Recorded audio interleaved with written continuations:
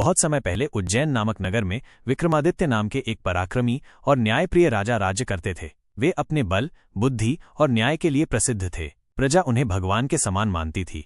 एक दिन एक तांत्रिक साधु उनके दरबार में आया। वो बहुत विद्वान प्रतीत हो रहा था। उसने राजा से कहा, राजन, मैं एक महान साधना करने जा रहा हूँ, लेकिन इसके लिए मुझे आपके साहस और मदद की आवश्यकता है। आपको मेरी साधना के अंतिम दिन शमशान जाकर एक पेड़ पर लटके एक शव को लाना होगा।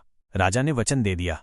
जब समय आया तो विक्रमादित्य अकेले घने जंगल में स्थित शमशान पहुंचे। अंधेरी रात थी, चारों ओर सन्नाटा। पेड़ पर एक शव उल्टा लटका हुआ था, वही वेताल। जैसे ही राजा ने वेताल को उठाया, वो हंसने लगा और बोला, राजा, अगर तुम बिना बोले मुझे ले जाओगे तो मैं चुप रहूंगा, लेकिन अगर तुमने रास्ते में कुछ भी बोला तो मैं फिर से उसी पेड़ पर लौट जाऊंगा। राजा चुपचाप चलने लगे।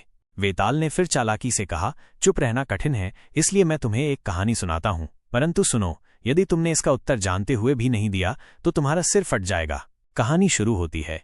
एक बार की बात है, पद्मावती नाम की एक अत्यंत रूपवती राजकुमारी थी। उसके विवाह के लिए अनेक राजकुमारों ने प्रस्ताव भेजे, लेकिन वह स्वयं निर्णय करना चाहती थी। 3 प्रमुख युवराज थे, वीरसेन, बुद्धिसेन और धर्मसेन। एक दिन वो जंगल में घूम रही थी, तभी एक राक्षस ने उसे पकड़ लिया। तीनों राजकुमारों को जब यह ज्ञात हुआ तो वे उसे ढूंढने निकले। वीरसेन ने अपने पराक्रम से राक्षस से युद्ध किया और राजकुमारी को छुड़ाया। बुद्धिसेन ने अपने जादुई ज्ञान से उसे बचाया और धर्मसेन ने उसका ध्यान रखा, उसकी सेवा की। अब प्रश्न ये है, राजा विक्रम पद्मावती के लिए सबसे उपयुक्त वर कौन है?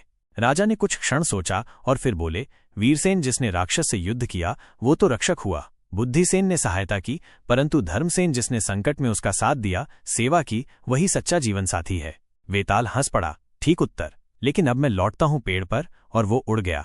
राजा फिर पेड़ पर गया और उसे फिर से लेकर आया। इस तरह राजा विक्रमादित्य हर बार वेताल को लाते, कहानी सुनते और अंत में उत्तर देते। हर कहानी एक नैतिक शिक्षा देती। इन कहानियों से यह सिद्ध होता है कि राजा विक्रम न केवल पराक्रमी थे, बल्कि अत्यंत न्यायप्रिय और बुद्धिमान भी थे।